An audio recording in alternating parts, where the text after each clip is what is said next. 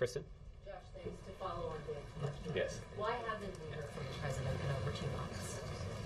Well, I think you've actually heard quite a bit from the president. Anybody that was on the bus tour heard from the president 3 or 4 times a day. And he certainly is talking to a number of reporters. He certainly talks to a number of reporters, all of which you've seen, which I think you actually probably aired on your broadcast. So, we didn't have a choice. So right, but you had an opportunity to broadcast those comments on your network. The president did a bill signing in the Oval Office at the beginning of last week, in which one of your colleagues asked a question and the president answered it. So again, I don't have any.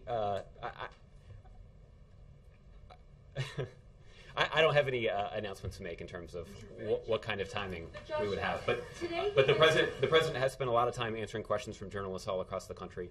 The president spent a lot of time talking publicly about the issues that he thinks are at stake in this election and are worthy of an important political debate about the future of the country. And that is something that he feels a responsibility to do. But Josh, today he was asked questions about what superhero he would want to be, what he thinks of the latest Carly Rae Jepsen song. I mean, doesn't he risk looking dismissive of some of these larger issues that have been discussed this week? Medicare, the issues that the comments that Vice President Biden brought up this week that came under so much scrutiny by not addressing the press corps, the journalists who follow him every day?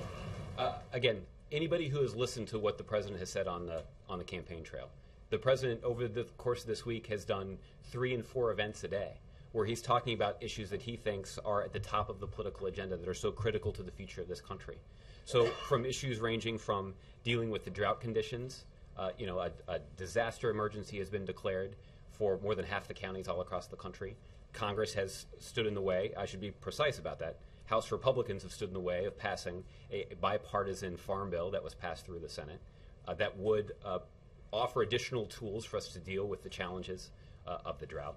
The president spent extensive time talking about the production tax credit. This is a tax credit that supports the growing wind industry in this country. As I pointed out earlier, the renewable energy production has doubled since President Obama took office. We're making important gains in this, but there are also jobs at stake. 37,000 jobs could be put at risk if the production tax credit is not extended. This is something that a lot of Democrats support.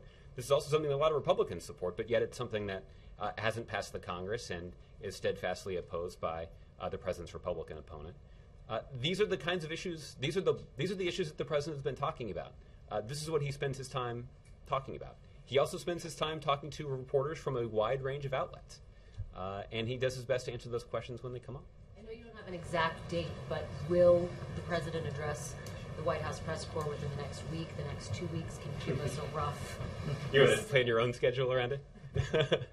I don't have any guidance to offer you now. But as the president did last week when he took a question from one of your colleagues in the Oval Office, I have no doubt that the president will continue to take questions from the august body of journalists that are gathered in this room.